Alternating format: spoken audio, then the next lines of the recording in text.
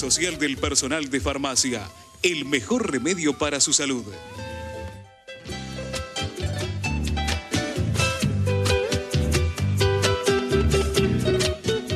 Bueno, Luis, vamos a pasar de los temas internacionales. A ver, a los temas que tienen incidencia internacional, pero que son locales, y me refiero a la ley de comunicación, ¿no? Y bueno, y acá siempre, ¿qué es lo que podemos decir? Nuestro celular, las tecnologías, pero vamos más allá de un celular, ¿no es cierto? Y acá hoy nos acompaña un referente de Capitel, vicepresidente, Eugenio Atges, que es la Cámara Argentina de Pymes Proveedoras de Industria de Telecomunicaciones. ¿Cómo te va, Eugenio? ¿Qué contás? Bienvenido. ¿Cómo están? Muy amables. Bueno, en la presentación del programa la primera referencia que hice fue la pyme, el valor de la pyme y demás. Primero, me gustaría, como referente de una cámara, ¿realmente la pequeña y mediana empresa en telecomunicaciones tiene valor agregado? Sí, lógicamente las pymes, como bien dijiste, ocupamos el 80% de la mano de obra del país, o sea que somos un motor de economía. Lamentablemente en las telecomunicaciones, como en tantos otros rubros, se nos castiga a las pymes, se nos castiga por todos los lados, ¿no? O sea, no solamente desde el gobierno, digamos, desde el Estado, con el tema impositivo, con los temas, con todas las cosas que lidiamos, ¿no? Con la cantidad de feriados, con los niveles de ausentismo, digamos, realmente tenemos muchos problemas que son comunes a todas las pymes. Después está el tema de nuestros, digamos, ya yendo sectorialmente, tenemos el problema de nuestros clientes. Nosotros trabajamos para empresas que son muy grandes, son todas empresas globales, las telcos. Sí. Son empresas que, bueno, por su escala de compra y demás, bueno, tienen una política un poco supermercadista, entonces todo el tiempo están buscando mejorar sus costos y eso hace que las pymes cada vez estemos en situaciones más críticas, ¿no? Las pymes no producimos, en Argentina no producimos tecnología para telecomunicaciones. O sea, el equipamiento, lo que está del lado del cliente, digamos, no el celular que tenemos nosotros, sino que está del lado del cliente que hace que el celular, digamos, tenga comunicación, esas tecnologías no se fabrican en el país. ¿Dónde se fabrican? Esta zona general del Oriente, sí. Asia. Sacando la tecnología, todo el resto se fabrica en el país. ¿Qué es el resto? El resto es, para poder tener una comunicación, hace falta una torre, como se ve ahí. Estamos viendo las torres, perfecto. Hace falta una torre, hace falta obras civiles, hacen falta instalaciones de energía, hacen falta puesta a tierra, hacen falta software, hace falta un montón de otras cosas que hacemos las pymes nacionales y que es lo que sería la infraestructura propia de la red de telecomunicaciones. ¿Por qué? Te hago una pregunta, Eugenio. A ver, los que por ahí tenemos posibilidad en algún momento de viajar y de ir a otros lugares, vemos que el tema de las comunicaciones es tan sencillo, tan simple, estás siempre conectado, tenés buena señal, te comunicas bien. Cuando estás acá y por ahí estás en un lugar donde, bueno, estás en una ciudad, ¿sí? Tenés que hacer y seguir haciendo esos famosos malabares para poder comunicarte o quedarte sin señal o de pronto no tener acceso a internet cuando te tenés contratado el servicio. Entonces, ¿qué es lo que está fallando? Más allá de que se vende a través de esa empresa, por ejemplo, proveedora de telefonía celular, el servicio de comunicación desde ese lugar. Bien, digamos, no hay un solo motivo para que las comunicaciones estén como están. O sea, tenemos problemáticas que son responsabilidad de las telcos, tenemos problemáticas que son responsabilidad del Estado. Digamos, para tratar de hacerlo un poco simple, digamos, hay una cuestión que es el espectro, que es el espectro de radiofrecuencia donde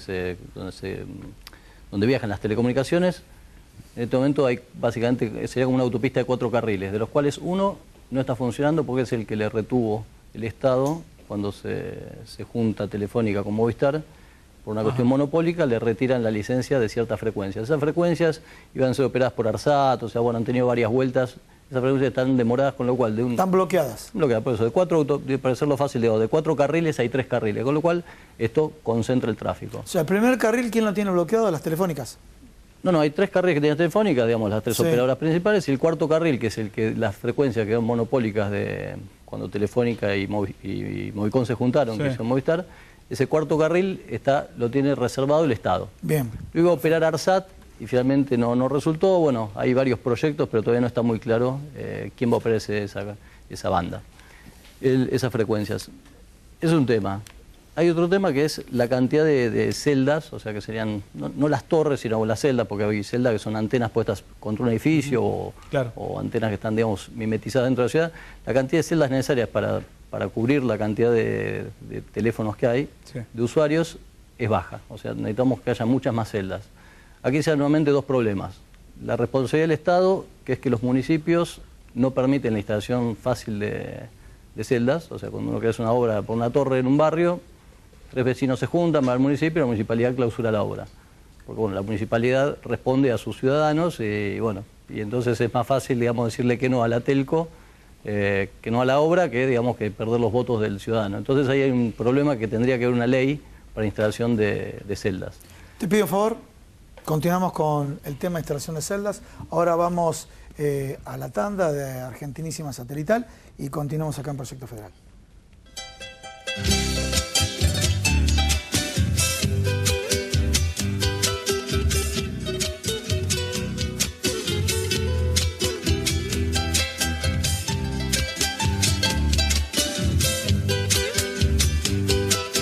Federación Argentina de Trabajadores de Farmacia.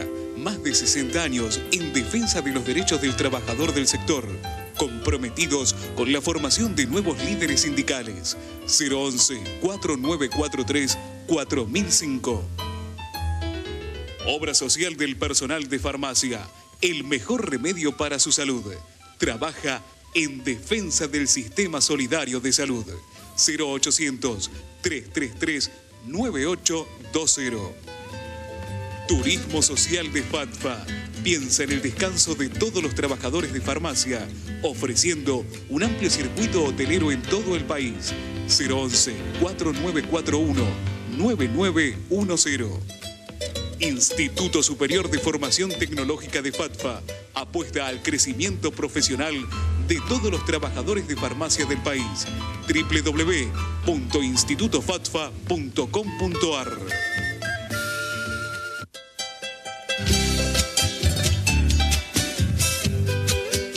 Bueno, para los que se incorporaron ahora al programa, estamos hablando de comunicaciones, ¿sí? El tema de distintos proyectos de ley, qué es lo que está pasando con la pequeña y mediana empresa en materia de telecomunicaciones, las características que tiene la industria de telecomunicaciones. Estamos hablando de celdas. Explicarle nuevamente a la gente qué es una celda, porque muchos, inclusive en el periodismo, repiten mucho la terminología celda y creo que no la tienen clara. ¿Qué es celda? Bien, la celda es lo que está del lado de la empresa de telecomunicaciones, que se comunica con las terminales, con los celulares que tenemos las personas que usamos. De las celdas luego se comunican entre celdas y después las comunicaciones viajan toman distintas vías. Esas celdas, sí, físicamente, ¿dónde están ubicadas?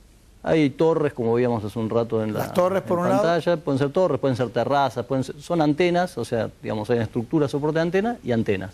La antena... Cuando es una terraza, ¿le piden permiso al edificio para colocar se alquila la terraza y se ponen antenitas. ¿Qué hacen? ¿Se alquila? Se alquila la terraza. Se alquila la terraza. Sí, bien. Y se ponen antenas. Son datos que hay que darlo acá. Información bueno, aquí hay un tema... Vamos a poner algunos de los departamentos, vamos a poner a alquilar la terraza para bajar las especies. Es una manera. Es una manera. Yo decía, hay tres problemas por los cuales, digamos, cuesta el despliegue de las redes. Sí. Uno es porque no hay una ley, que no hay una política para instalación de celdas, entonces cada municipio hace lo que le parece. Entonces en un municipio se puede instalar, en el municipio al lado no se puede instalar. Bien. Entonces esto hay un caos. Lo complica. Esto complica. Hay un tema de sensibilidad de la gente, digamos, en cuanto a las antenas. A nadie, en general, no son lindas las estructuras, una torre estas rojas y blancas, como se está viendo ahí en pantalla. No obstante, hay manera de hacer infraestructura que sea mucho más mimetizada con el urbanismo. Entonces, estas cosas se pueden hacer. Bueno, ahí viene el tema de que las telcos tienen que invertir para hacer estas cosas. O sea, por un lado está la gente que no quiere las estructuras, por los temores, digamos, de la salud, cosas que, bueno, que no están demostradas y que en realidad los niveles de radiación y todo esto son bajos, con lo cual, digamos, sería bueno que se difunda, porque a veces cuando un teléfono tiene poca señal, empieza a levantar su potencia y es mucho más dañino tener un teléfono levantando potencia a muy pocos centímetros del cerebro que una celda que puede estar a 20 o 30 metros. O sea, las mediciones de potencia dan más bajas de una celda que el teléfono que toma con mala señal, con lo cual menos cobertura, peor radiación, o sea, peor para la salud que si hay más celdas, ¿no? Entonces esto es un contrasentido. ¿Cuándo se va a solucionar esto? Bueno, aquí, digamos, nosotros empezamos a trabajar el año pasado, desde acá empezamos a trabajar con AFTIC sobre la ley de instalación de sitios. se trabajó en bastantes cosas, con sustitución de importaciones, o sea, realmente se estaba trabajando bastante bien con AFTIC, que fue el único organismo que nos ha dado lugar desde la formación de la Cámara hace varios años. Cuando hablamos de sustitución de importaciones, para aclararles a todos ustedes, es generemos valor agregado nacional. Por ejemplo, las mamás que sus hijos dicen, a ver, ¿cuáles son las nuevas carreras? Las nuevas carreras están vinculadas a lo que está hablando el señor, ¿no es cierto? Vinculado con las telecomunicaciones, ¿no? Yo quería, ese es el valor, esos son los trabajos de alto valor agregado que, de alguna manera, se pretende, el gobierno actual, defender y que lo dan las pymes. Y también están en un contexto complejo, ¿no? Las pymes. Sí, acá, digamos, son demasiados temas, ¿no? Digo, sí. Para cerrar un poquito el tema celdas, digamos, está el tema de que hace falta una ley para que se puedan instalar las celdas, sí, y hace falta inversiones importantes por parte de las telcos. Bien, perfecto. Cuando se conjuguen estas cosas, tendremos, digamos, la cantidad de infraestructura necesaria para poder soportar la cantidad de celulares que hay en la calle. Bien, vamos ustedes, todo lo que está faltando, están pidiendo una ley, representan a las empresas, a la pequeña y mediana empresa. Ustedes que representan a la pequeña y mediana empresa, están viendo un escenario internacional en el cual volvemos al fenómeno de los grupos concentrados. La consultora McKinsey aparece como la sábelo todo, vos me vas a decir si es así o no. La consultora McKinsey aparece con un fenómeno, a ver, McKinsey es como decir en supermercadismo Carrefour, como decir en supermercadismo las grandes cadenas internacionales. Sí, digamos, se ha convocado para hacer una ley de telecomunicaciones y la realidad es que nos sorprende, o no sé si puedo decir la palabra sorprende, que no se nos convoque, digamos, a las pymes locales, las que hemos armado todas las redes, o sea, toda la infraestructura de las redes de todas las que están acá en Argentina existentes, las hemos armado las pymes que trabajamos en este rubro. Bien. Entonces no se nos ha convocado para participar de una ley donde básicamente ocupa nuestro rubro, ¿no? Bien. Se trae una consultora internacional, las empresas que operan el espectro, que el espectro es una propiedad del Estado, nuestro, es de las personas el espectro, lo operan en empresas que son internacionales, la traen para hacer una ley de telecomunicaciones a un auditorio internacional, y la tendencia es que se va a terminar comprando todo a empresas extranjeras, con lo cual, digamos, el sector a nivel pyme, a nivel local, quedamos muy mal parados. Bueno, muy bien. Te agradezco muchísimo tu participación en el programa. Y esperemos que, obviamente, después de la repercusión que tenga esta nota y tu presencia en los distintos medios y la presencia de tu cámara en los distintos medios, de alguna manera haga que el gobierno reaccione. Nuevamente, muchísimas gracias. Un pequeño corte y continuamos con Proyecto Federal. Y ahora sí, comenzamos con todos los temas de salud.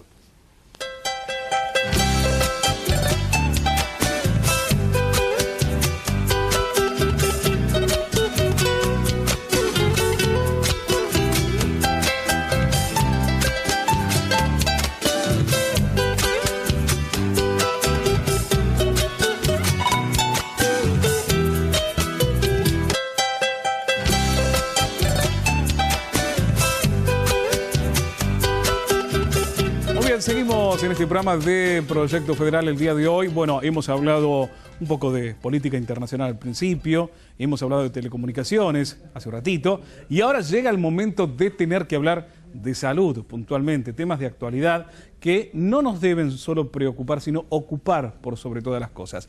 En primera instancia le voy a dar la bienvenida, buenas noches, gracias por estar, a la doctora Ángela Gentile. Ella es jefa de epidemiología del Hospital de Niños Ricardo Gutiérrez. ¿Y hay alerta, doctora, por la cantidad de casos de gripe A que se están registrando en el país? Muchos de ellos mortuorios, lamentablemente. Y también, ¿cómo está afectando estas condiciones climáticas por este adelantamiento que tal vez no esperábamos en cuanto a las bajas temperaturas? Bueno, buenas noches. La verdad que un gusto estar con ustedes. Y sí, es así. Siempre que aparecen las bajas temperaturas, aparecen los cuadros de infecciones respiratorias. Vamos a concentrarnos sobre todo en pediatría, ¿no es cierto? Y empiezan a aparecer los cuadros de bronquiolitis, de neumonía, y en este caso hemos tenido también una aparición precoz de casos de influenza. Sí. Influenza es un virus que tiene varios tipos. Puede ser influenza A, influenza B, y dentro del A puede ser H3N2 o H1N1. Quizás la más conocida, la que adquirió notoriedad, es H1N1 por la gripe A, pero en realidad el cuadro clínico es igual, tanto sea un H1N1 o gripe A, como un H3N2, como una influenza B. Lo que uno habla es de enfermedad tipo influenza, que la forma clínica es la misma. Pero obviamente las bajas temperaturas han hecho que estos virus respiratorios circulen más precozmente. En pediatría siempre, por supuesto, el rey es el virus sincicial respiratorio, que sigue más o menos representando el 70% en los menores de 2 años. ¿Qué es el virus sincicial respiratorio? El virus sincicial respiratorio es un tipo de virus que causa bronquiolitis fundamentalmente en los chicos más chiquititos, los menores de 2 años sobre todo, pero que también está presente en otras edades. Así como influenza, tenemos menos casos en pediatría y hay más casos en las personas con enfermedades de base o bien en los adultos mayores de 65 años. Doctora, a ver, yo decía recién, ¿no? Tenemos que preocuparnos u ocuparnos frente a este incremento de estos casos de gripe A. Yo creo que tenemos que ocuparnos, hay que tener claro que con el frío aparecen estos cuadros respiratorios y hay que tener muy claro las medidas de prevención. Por ejemplo, el virus sincicial respiratorio no tiene vacuna, el virus influenza tiene vacuna. Entonces, obviamente, acercarse y vacunarse los grupos vulnerables que están perfectamente marcados es fundamental hacerlo. Bien. También hay otras medidas más generales para tomar, sobre todo en pediatría con este aumento de las infecciones respiratorias. Por ejemplo, todo lo que es barrera.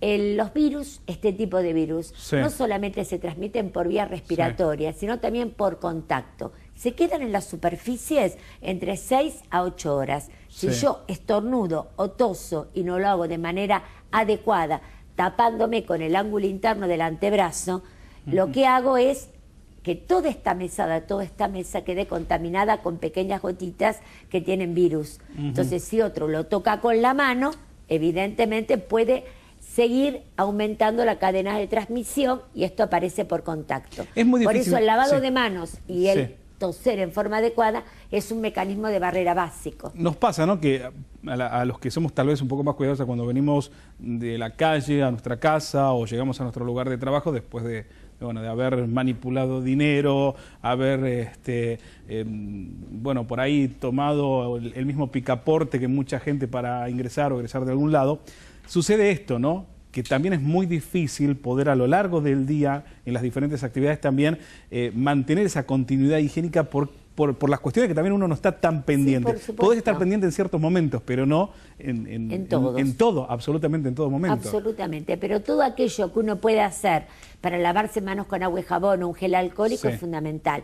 También en los chicos la consulta precoz, aparece fiebre, nunca automedicarse, la lactancia materna, nunca estar en lugares con humo, tabaco, lugares muy cerrados, permanecer o permitir que haya aireación en los ambientes, todo eso es fundamental y son medidas muy generales que ayudan mucho a todo lo que es la prevención. Esa costumbre que tenemos, ¿no? Llegan las bajas temperaturas, cerrar todo y estar calentito lo mejor que se pueda. Hay que airear un poco, que eso es fundamental. No es tan bueno. Y quiero recordar la vacunación, porque en este momento, por ejemplo, es muy baja la cobertura de vacunación en pediatría, cuando realmente estamos necesitando que los chicos se vacunen. Yo formo parte de la Comisión Nacional de Inmunizaciones de Argentina y hace ya muchos años, y también, digamos, de los grupos de expertos que se está trabajando en ciudad y en nación, y observamos con preocupación que la cobertura en embarazadas y en pacientes pediátricos no es toda la que uno quisiera. Se está vacunando mejor los mayores de 65 años y se está vacunando también mejor el personal de salud. Tenemos vacuna, lo importante es usar la vacuna que tenemos. Por lo menos en el ámbito público hay vacuna.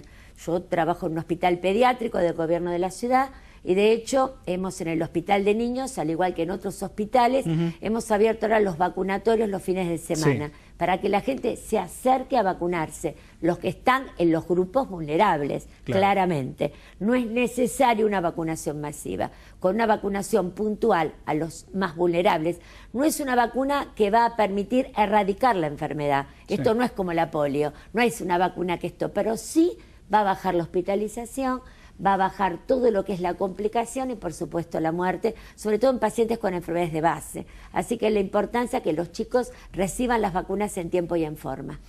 Ya venimos nuevamente con usted, doctora. Bueno, está Patricia Dominicini también para hablar con nosotros. Bueno, en consonancia con lo que está diciendo la doctora, ¿qué pasa con el expendio de las vacunas? Porque hemos escuchado que hay un faltante, pero no un faltante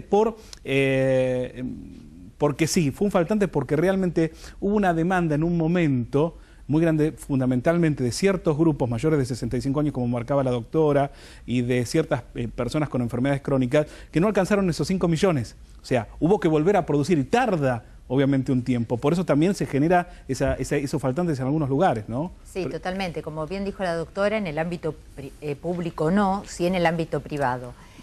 Una cosa a destacar es que, bueno, las bajas temperaturas empezaron mucho más temprano este año que lo que fue el año pasado o años anteriores. Y frente a lo que han sufrido muchas personas que no están dentro de estos grupos vulnerables, hablamos de personas que están en edad activa, en edad laboral, de 40, 50 años, un poco menos, que bueno, frente a lo que sufrieron el año pasado, este año dicen, bueno, no, este año me vacuno, no quiero caer en cama tanto tiempo y demás. Bueno, eso hizo que la demanda aumentara. Muchas veces cuando en las farmacias, que suele participar mucho de lo que son las campañas de vacunación para los pacientes de PAMI, ¿sí? Sí. Y bueno, los pacientes de PAMI, porque son grupos vulnerables, los que pueden económicamente y saben que las vacunas de PAMI tardan un poco, bueno, empiezan también a comprarlas y a aplicarse antes. Eso hizo que, bueno, hubiese una mayor demanda y obviamente ahora nos encontramos sin vacunas dentro de lo que es el ámbito privado, ¿sí? ¿Notaste mayor conciencia, concientización antes de que comiencen a generarse estos casos masivos de gripe A o frente a la exposición y de los medios públicos que comenzaron a contar lo que estaba sucediendo? La gente aumentó la necesidad o querer ir a vacunarse por, bueno, este temor a poder contagiarse. Es el temor.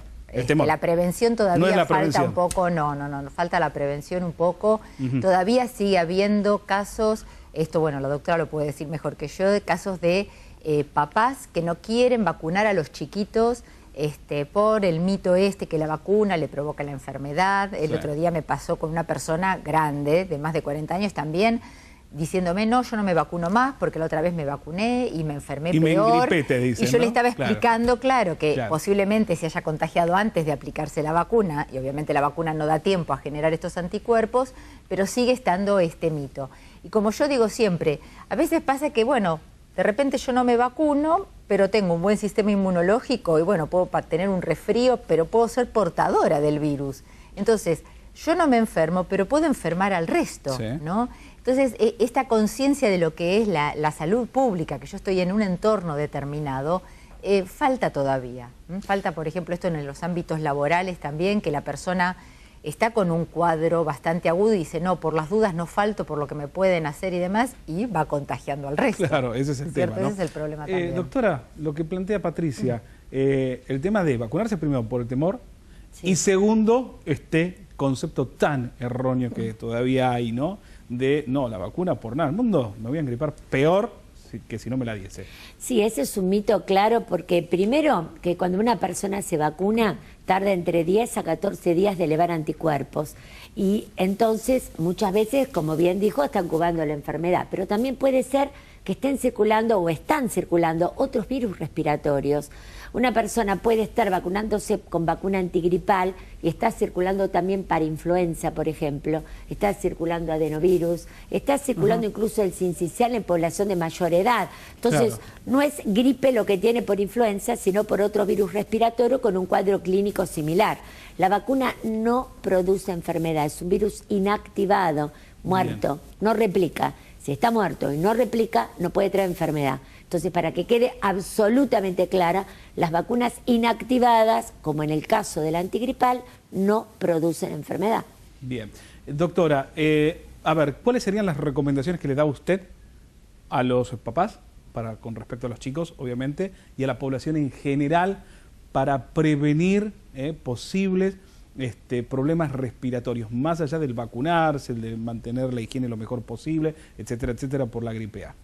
Aparte de todas las medidas de prevención que estuvimos mencionando, creo que es una buena pregunta, porque va también a que todos los pacientes pediátricos, los papás deben llevar a los chicos a control. ¿Qué quiere decir? Tener la vacuna antigripal y todas las vacunas al día, porque hay otros cuadros que también, como la neumonía, eso se puede evitar con la vacuna de neumococo que está en calendario. Entonces, todas las vacunas deben estar al día. Tenemos también a veces casos de coqueluche y tenemos buenas vacunas para poder prevenir coqueluche. Por eso menciono dos de los ejemplos probables, pero por eso las vacunas al día es fundamental. Segundo, la lactancia materna, que eso protege muchísimo, sobre todo los primeros 6 meses de vida. Pensemos que la vacuna antigripal en los chicos se da a partir de los 6 meses. Sí. Antes no es posible vacunarlos.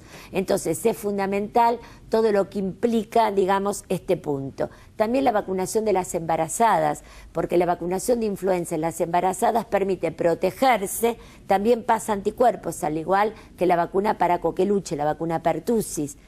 Es una vacuna que la damos en la embarazada a partir de la semana 20 y que luego va a proteger a ese recién nacido, sobre todo en una etapa en que no lo puedo vacunar. Por otra parte, nunca automedicarse, siempre cuando el chiquito tiene fiebre, concurrir precozmente, ver siempre los signos de alarma. Los chicos más chiquitos, en los lactantes, respiran más agitadamente, no quieren comer, les cuesta dormir, inmediatamente concurrir. Yo creo que coincido totalmente con Patricia lo que ha sido la demanda de vacuna antigripal, por un poco el miedo, pero tenemos que tratar cada vez más de educar para que precisamente se entienda que las vacunas son solidarias, que los mecanismos de prevención, todos, no solo vacunas, son fundamentales ponerlos en práctica. Y creo que también me permito decir que los maestros, los docentes, son fundamentales también en esto, porque trabajan con los chicos, con talleres y posicionan el concepto de prevención. Y hay que educar en todo este tipo de cosas. Doctora, muchas gracias por haber venido. Por favor, gracias por los consejos. Gracias. Estaremos nuevamente con usted. Gracias. Seguro. Gracias. Bueno, Patricia, ¿vamos a cambiar de tema? Cambiamos. Dieta. Qué tema que a mí me cuesta tocar, te digo. A ver, dietas bajas en grasas. ¿De qué hablamos? Bueno, de eso, de dietas bajas en grasas, no sin grasa. Claro, ¿sí? Es otro tema. Obviamente siempre hablamos de la importancia de una buena alimentación, una alimentación que sea variada y que contengan todos los nutrientes. Dentro de estos nutrientes que son fundamentales, tenemos grasas, las llamadas grasas buenas, las llamadas grasas no saturadas, ¿sí? Se llaman grasas no saturadas fundamentalmente por su estructura química, ¿sí? Pero esa estructura química, cuando uno le da calor, le da temperatura, hablemos de que la transformo en algo frito, por ejemplo. Bueno, la transformo de grasa no saturada a grasa saturada, que el organismo ya no la recibe tan bien y no es tan buena, ¿sí? Pero, bueno, vos dijiste bien, dietas bajas en grasas. ¿Por qué?